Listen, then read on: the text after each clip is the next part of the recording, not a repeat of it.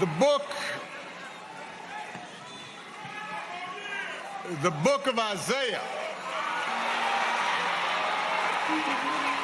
Where are you at? Now, see, I believe in the Constitution.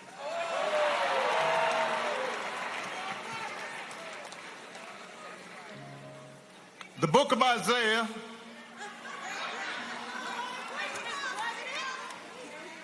God is looking for a messenger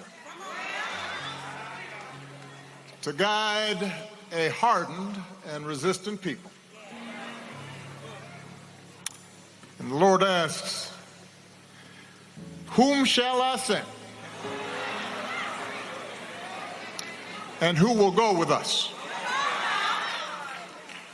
To which Isaiah replies, here I am, Lord. Send me.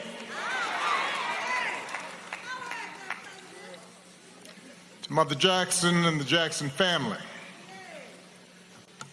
to President and Mrs. Biden, President and Secretary Clinton, Vice President Harris, Pastor Dates, my old friend, though he looking good, Reverend Meeks,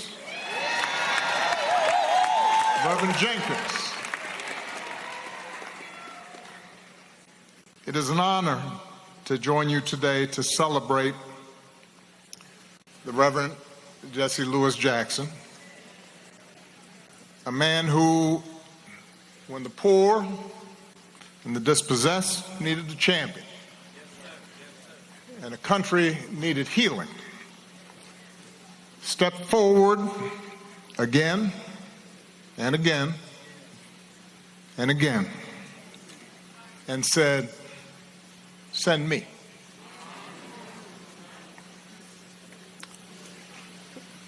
Reverend Jackson's immense gifts were apparent at an early age, even if his circumstances conspired to try to hold him back.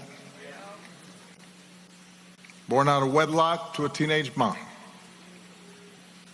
growing up under the oppressive cloud of segregation, confined to schools, sports facilities, movie theaters that were separate and unequal. It was a world where on Thanksgiving he'd have to wait for his mother to come home on the bus carrying leftovers from the dinner she had to cook for somebody else. A world designed to tell a child that he or she could only go so far. That to think otherwise would be foolish or dangerous. And that wisdom required you to accept your lot in life. And young Jesse refused to accept that verdict. He was a born leader, an athlete, a talker, knew how to talk, star quarterback, student body president. He could have succeeded within the confines that were determined for him and had a successful life. But like so many of his generation, so many extraordinary civil rights leaders in the late 50s and 60s, that Joshua generation, he instinctively understood that individual success meant nothing unless everybody was free. So he became inspired by the bus boycotts in Montgomery. He led 7 black students into the whites-only library, sitting down and getting arrested for reading. Think about that. The library closed But then it reopened. And when it did, it was open to everyone. Send me, Jesse said, even as a young man, and the world got a little bit better. By the time Reverend Jackson graduated from college, he had attended Chicago Theological Seminary. He knew the nature of his calling, and he became, as everybody knows, the youngest member of SCLC, assigned to lead Operation Breadbasket here in Chicago, right around the time that Isaiah Thomas is talking about. And it was during this period, and especially after Dr. King's death, when the optimism of the early movement had begun to fade and leadership had begun to fracture, and when the country seemed to have grown bored, gotten weary of the idea of justice and equality, and moved on to other concerns, that Reverend Jackson rose above despair and kept that righteous flame alive. Through Operation Push, he led boycotts and challenged corporate policies around hiring and contracting, recognizing that civil rights without economic justice was an empty promise. He backed unions in their organizing efforts and activists in fair wage campaigns, understanding that if the have-nots and the have-little bits ever learned to make common cause across racial lines instead of fighting each other over breadcrumbs, everybody would benefit. He helped register millions of voters. He fought against biases in the criminal justice system. He drew attention to local abuses of power and called folks at the national level to account. And by the early 80s, he was delivering that message of change and hope across the globe, freeing hostages from captivity, fighting to end apartheid in South Africa. And then, in 1984, as the powers that be in Washington were rolling back hard-won progress, slashing the social safety net, when more and more folks were getting left behind, and greed was being trumpeted as a virtue. See, we've been there before.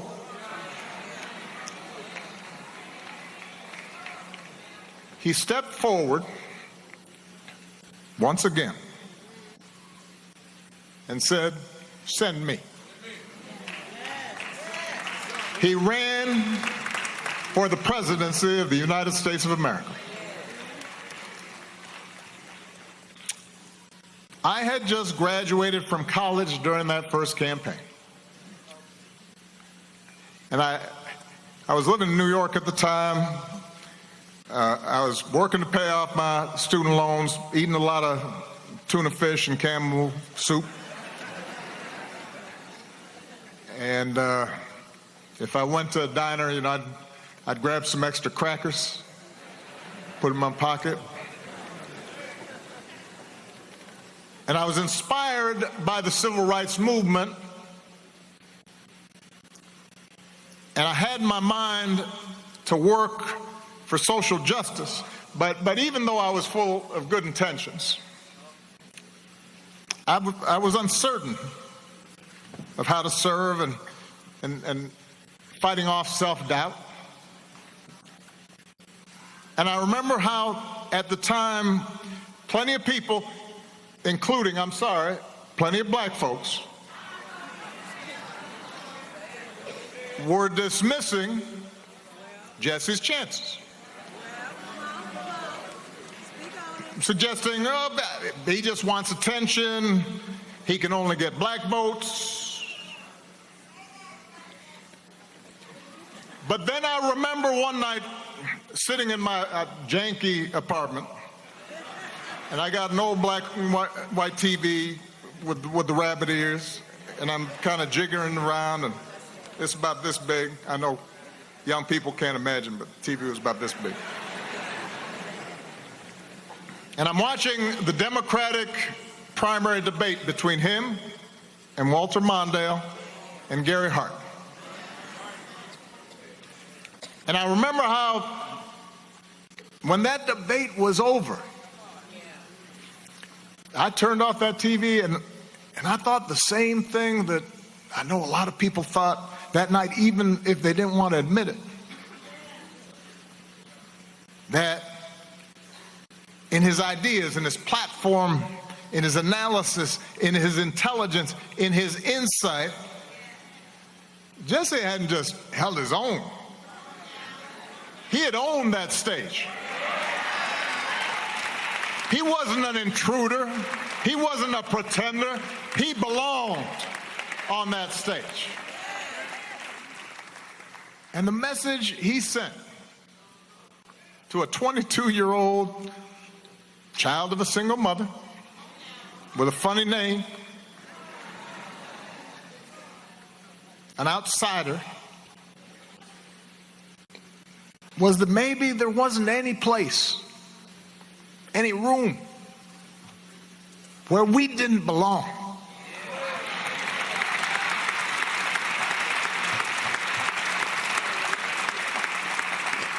And that message of fairness and dignity, of justice and hope, that's what the Rainbow Coalition was all about. In 1984, and then again in 1988, Jesse didn't just speak to black folks, he spoke to white folks and Latinos and Asian Americans and the first Americans. He spoke to family farmers and environmentalists. He spoke to gay rights activists when nobody was talking to gay rights activists, and blue-collar workers. And he gave them the same message, that they mattered, that their voices and their votes counted. He invited them to believe. He invited us to believe in our own power to change America for the better.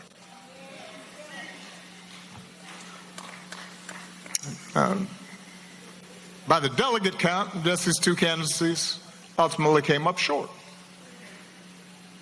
But he paved the road for so many others to follow. Doug Wilder became the first elected black governor. Carol Moseley Braun went to the U.S. Senate. Because of Jesse, the Democratic Party changed its rules, ending the winner-take-all distribution of delegates during presidential primaries, which meant underdogs and outsiders like Bill Clinton or Bernie Sanders could stay competitive and build momentum instead of getting knocked out early. And it was because of that path that he had laid, because of his courage, his audacity, that 2 decades later, a young black senator from Chicago's South Side would even be taken seriously as a candidate for the presidential nomination.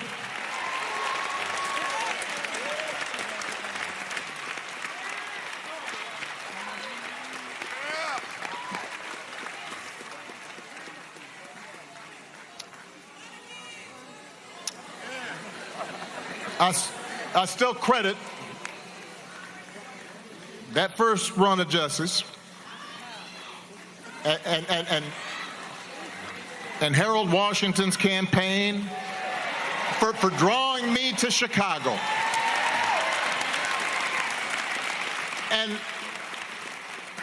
And I didn't know anybody when I first arrived. And I was working as a community organizer, as it so happens, in neighborhoods right around here. Roseland, Woodlawn, Altgill, West Pullman. And I mean these young preachers like Meeks and some crazy priest named Flager.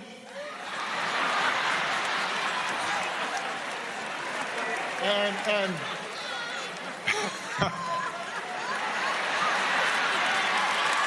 And I guess Jenkins was running around, but he's kind of young. He came a little bit later,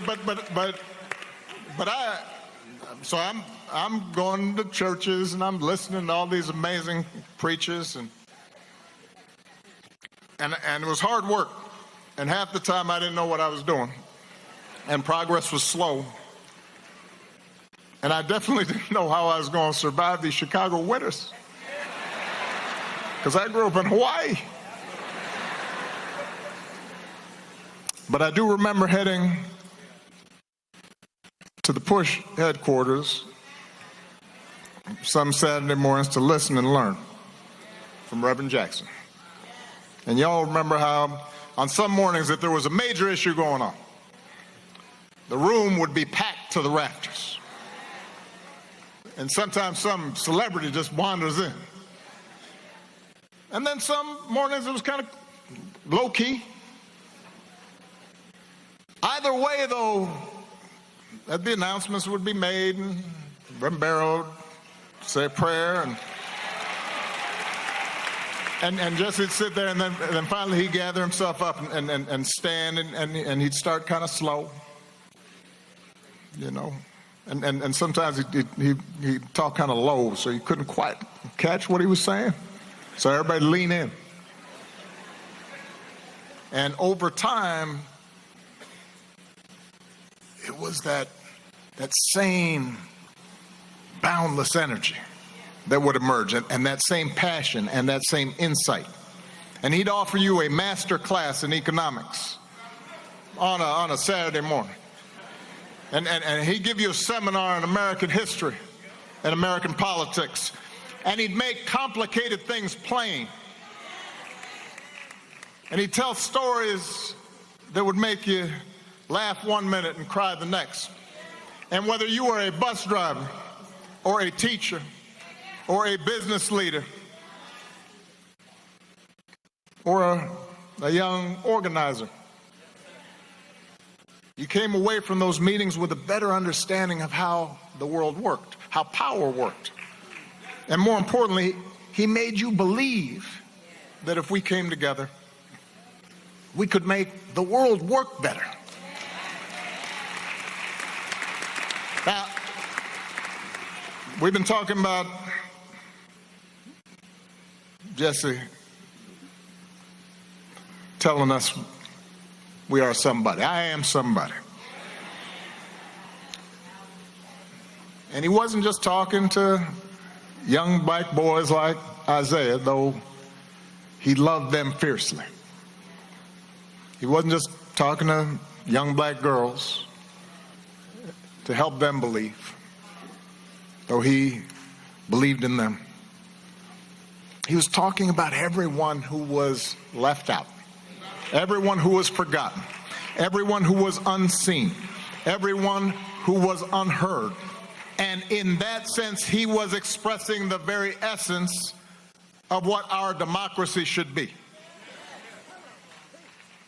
The ideals at the very heart of the American experiment.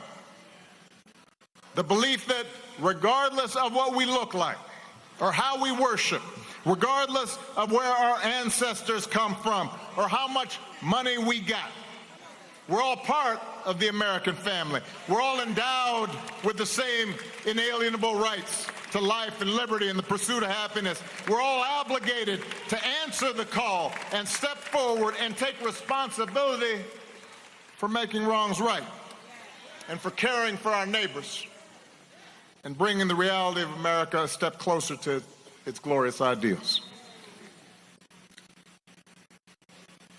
And answering that call isn't always easy. And Reverend Jackson and his family knew that better than most. To do what he did, he would endure all kinds of hatred and setbacks and betrayals and doubters and death threats. He would sacrifice, as Jim Reynolds pointed out, the leisure and comfort of what was available to him as a far more financially secure life. And those sacrifices were not his alone. They were shared by his wife and his children. And they bore that burden with grace and strength. I got to know the Reverend and his family over the years, and as I watched his children follow his example of service, I came to appreciate the conviction that drove him and that he had passed on, the faith that guided him and that he had passed on.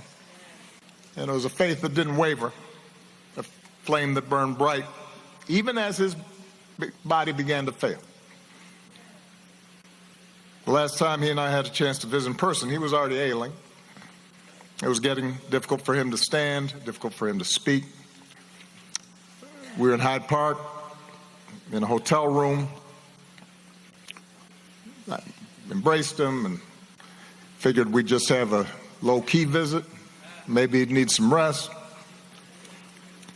And he starts coming up with this project and this initiative and issues I needed to look into. And here's some commentary that he would suggest, and some phrasing that he thought might work, and maybe we might co-write an article.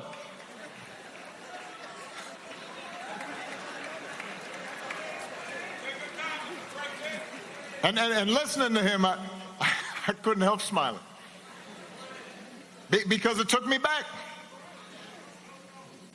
And I started reminiscing with him about those Saturday mornings at Push and the breakfast that he'd host, you know, away from the full meeting. And I didn't get a chance to go to that until I was a state senator, and probably Meeks invited me. So I was like, you know, I was tagging along with Meeks, and he'd pull out a piece of paper, you know, he'd scribbled some stuff, and he'd start passing out assignments and pulling together working groups and asking for updates on the latest campaign. And I'll admit, let's face it, those sessions could run a little long and did not always follow Robert's Rules of Order.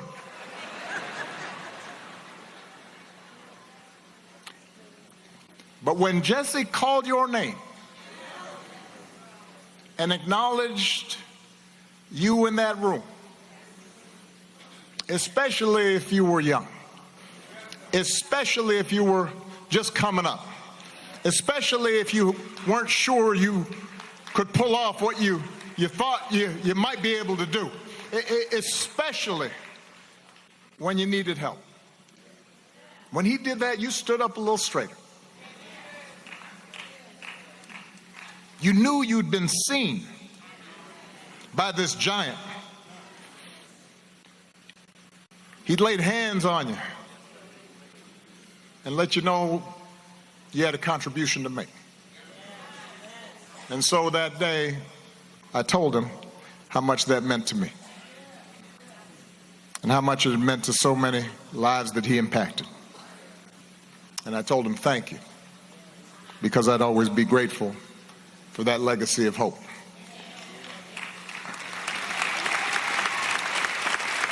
I know I've gone long.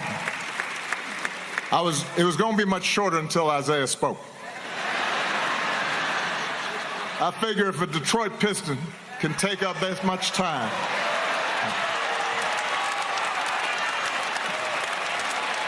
it was beautiful, and I mean that.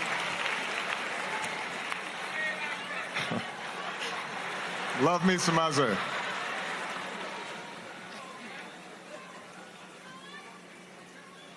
We are living in a time when it can be hard to hope.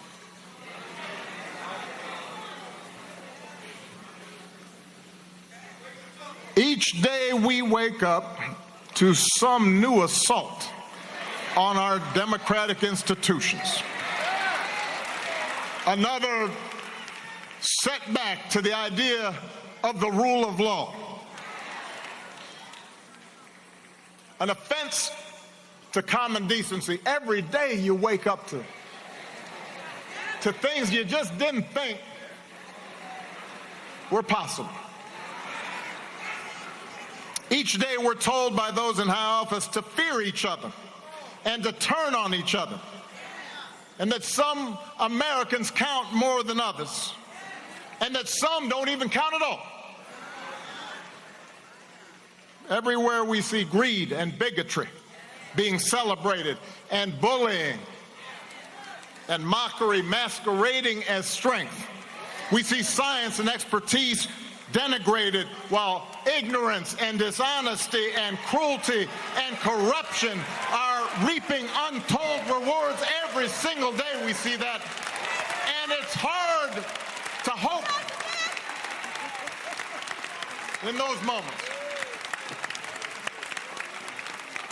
So it may be tempting to get discouraged, to give in to cynicism. It may be tempting for some to compromise with power and grab what you can, or even for good people to maybe just put your head down and wait for the storm to pass. But this man, Reverend Jesse Louis Jackson, inspires us to take a harder path. His voice calls on each of us to be heralds of change, to be messengers of hope, to step forward and say, send me. Wherever we have a chance to make an impact, whether it's in our school or our workplaces or our neighborhoods or our cities, not for fame, not for glory, or because success is guaranteed, but because it gives our life purpose. Because it aligns with what our faith tells us God demands. And because if we don't step up, no one else will. How fortunate we were that Jesse Jackson answered that call. What a great debt we owe to him. May God bless Reverend Jackson. May he rest in eternal peace. God bless you. We thank you for watching, and remember, stay updated on breaking news and top stories on the NBC News app or watch live on our YouTube channel.